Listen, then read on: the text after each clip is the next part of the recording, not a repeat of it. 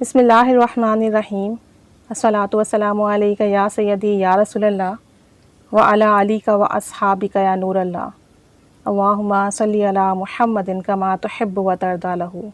درود شریف کے فضائل و برکات بے شمار ہیں، بے پناہ ہیں، ہم جتنا بھی انہیں بیان کریں ختم نہیں ہوتے، کیونکہ ان کا تعلق نبی کریم صلی اللہ علیہ وآلہ وسلم کی ذات اقدس سے ہے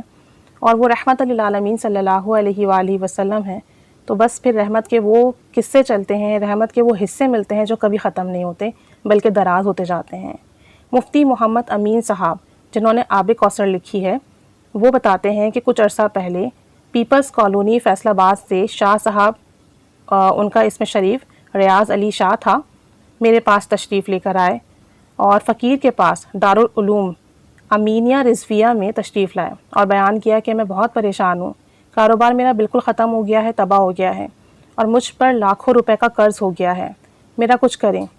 کہتے ہیں کہ یہ سن کر نا میں نے ان کو کتاب آب کوثر دی اور عرض کیا کہ شاہ صاحب اس کو پڑھیے، اللہ کے فضل و کرم سے آپ کے سارے مسئلے حل ہو جائیں گے۔ پھر وہ صاحب چلے گئے اور تقریباً 6 مہینے کے بعد تشریف لائے اور کافی مطمئن اور خوش تھے۔ کہنے لگے میرے ذمے نا 7 لاکھ روپے کا قرض تھا، 7 لاکھ روپیز جو ہے میرے اوپر قرضہ تھا جو مجھے ادا کرنا تھا، اور اب 6 مہینوں میں الحمدللہ میرا تمام قرض اتر گیا ہے، صرف اور صرف 1.5 لاکھ روپے رہ گیا ہے۔ اور کہتے ہیں کہ ہوا کچھ یوں کہ آپ نے مجھے کتاب دی آب کوثر، میں نے وہ پڑھنا شروع کی اور جیسے جیسے کتاب پڑھتا گیا مجھ میں درود شریف پڑھنے کا شوق پیدا ہوا اور میں نے کثرت سے درود شریف پڑھنا شروع کر دیا،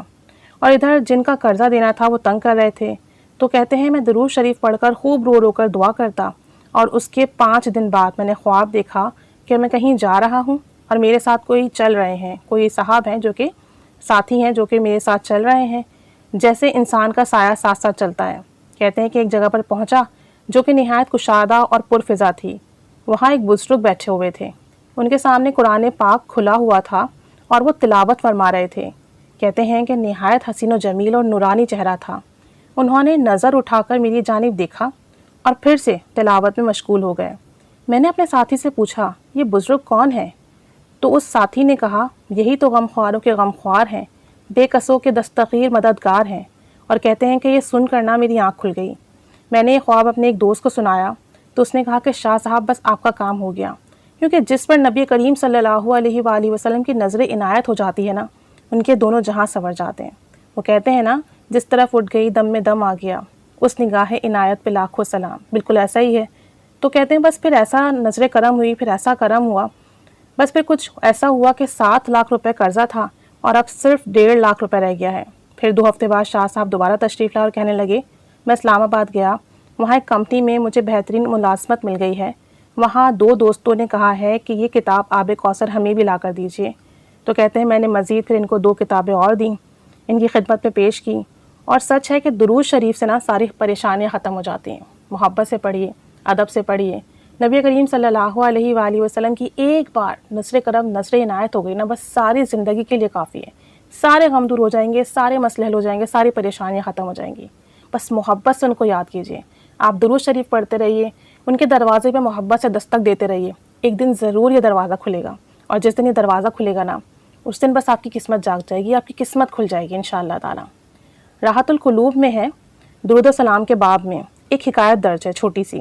کہتے ہیں کہ حضرت نظام الدین دہلی رحمۃ اللہ علیہ ایک دن حضرت گنج شکر قطب العالم رحمۃ اللہ علیہ کی مجلس میں بیٹھے تھے۔ ایک نوجوان رئیس امیر زادہ آیا اور کہنے لگا حضرت میں نے کل رات خواب دیکھا کہ ایک نورانی قبہ ہے، یعنی قبہ کہتے ہیں ڈریس کو، اور اس میں سے نور کی شعائیں نکل رہی ہیں اور ارد گرد بے پناہ لوگوں کا ہجوم تھا۔ پھر مجھے اس قبے سے نہایت خوبصورت نوجوان اندر باہر آتے جاتے دکھائی دیا جو لوگوں کے جوابات اندر سے لا کر دیتا۔ میں نے لوگوں سے پوچھا یہ درمیانے قد والا خوبصورت نوجوان کون ہے اور اس نورانی قبے کے اندر کون تشریف فرما ہے؟ تو مجھے بتایا گیا کہ اس نورانی قبے میں رسول کریم صلی اللہ علیہ وآلہ وسلم تشریف فرما ہے، اور یہ نوجوان جو ہے نا حضرت عبداللہ بن مسعود رضی اللہ تعالیٰ عنہ ہیں۔ میں آگے بڑھا اور حضرت عبداللہ بن مسعود رضی اللہ تعالیٰ عنہ سے عرض کی کہ مجھے بھی حضور نبی کریم صلی اللہ علیہ وآلہ وسلم کی زیارت کا بے حد شوق ہے، اگر اجازت لے دیں تو میں بھی حاضر ہو جاؤں۔ حضرت عبداللہ بن مسعود رضی اللہ تعالیٰ عنہ اسی وقت اندر گئے اور تھوڑی دیر بعد واپس تشریف لا کر کہنے لگے کہ حضور صلی اللہ علیہ وآلہ وسلم نے فرمایا ہے کہ تم ابھی ہماری زیارت کی تاب لانے کے قابل نہیں ہو، لیکن قطب عالم شکر گنج رحمۃ اللہ علیہ کے پاس جا کر کہنا کہ آپ ہر روز ہمیں درود شریف کا تحفہ بیچتے تھے، کیا وجہ ہے کہ 3 روز سے وہ تحفہ نہیں بیچ رہے؟ خواجہ فرید گنج شکر رحمۃ اللہ علیہ کی عادت مبارکہ تھی کہ ہر روز 3000 مرتبہ درود پاک پڑھا کرتے تھے، مگر 3 دن سے وہ یہ تحفہ نہیں بھیج سکے، اور یہ کوتاہی اس وجہ سے ہوئی کہ آپ کی شادی کو ابھی 3 دن ہی ہوئے تھے۔ آپ رات اپنی بیوی کے پاس گزارتے تھے، جس کی وجہ سے درود شریف نہ پڑھ سکے۔ خواجہ نے جو ہی یہ بات سنی تو اپنی بیوی کے پاس گئے اور 3 طلاقیں دے کر آزاد کر دیا، اور کہنے لگے جو چیز محبوب صلی اللہ علیہ وآلہ وسلم کی بارگاہ میں حاضری کے لیے رکاوٹ ڈالتی ہے، میں اسے اپنے پاس نہیں رکھ سکتا۔ تو آپ سوچیں ہم لوگ کیا کرتے ہیں، دنیا کے کاموں میں اپنے مسئلے مسائل میں الجھ کر درود شریف پڑھنا چھوڑ دیتے ہیں۔ آپ صلی اللہ علیہ وآلہ وسلم کی محبت میں درود شریف پڑھیں تو پھر ایسا نہیں ہو سکتا کہ کوئی چیز رکاوٹ ہو، پھر جو رکاوٹیں ہوتی ہیں نا وہ خود بخود دور ہونے لگتی ہیں، نہ ہو تو ہم ان چیزوں کو، ان کاموں کو ترک کر دیتے ہیں، لیکن آپ صلی اللہ علیہ وآلہ وسلم پر درود و سلام پڑھنا ترک نہیں کرتے۔ یہ عاشق کا مزاج ہے۔ اور ہم سوچیں کتنے گنہگار ہیں، کتنی کوتاہیاں کرتے ہیں، دنیاوی کاموں میں، دنیاوی مصروفیت میں الجھے ہوئے ہیں، اور ذرا سی کوئی مسئلہ آیا، کوئی پریشانی آئی، سب سے پہلے ہمارے درود پاک کے ورد میں کمی آتی ہے۔ تو ہم نے ایسا نہیں کرنا،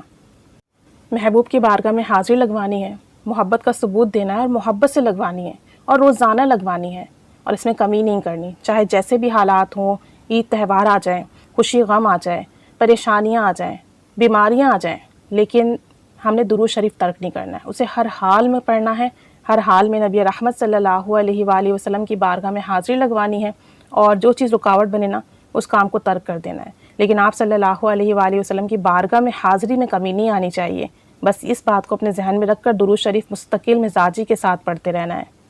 تو بس پھر آج سے ہی درود شریف کا کثرت سے ورد کیجیے، تعداد فکس کیجیے، اس تعداد میں اضافے کی کوشش کرتے رہیے، اور ہر رکاوٹ کو ختم کر دیجیے۔ ہر مشکل پریشانی کے باوجود درود شریف میں کبھی کمی نہ آئے، اس عزم کے ساتھ، اس یقین کے ساتھ، اور اس نیت کے ساتھ درود شریف پڑھنا شروع کر دیں، اور پھر نظر کرم اور نظر عنایت دیکھیں۔ روزانہ بارگاہ رسالت صلی اللہ علیہ وآلہ وسلم میں اپنا نام بھجوائیے، حاضری لگوائیے، اور نبی رحمت صلی اللہ علیہ وآلہ وسلم کا قرب پائیے۔ اللہ کریم ہمیں خوب درود و سلام پڑھنے کی توفیق عطا فرمائے، ہمارا درود پاک قبول فرمائے، اور ہم سے ہمیشہ ہمیشہ کے لیے راضی ہو جائیں۔ آمین بجاہ النبی الآمین صلی اللہ علی محمد صلی اللہ علیہ وآلہ وسلم۔ اللہم صلی علی محمد کما تحب و ترضی عنہ۔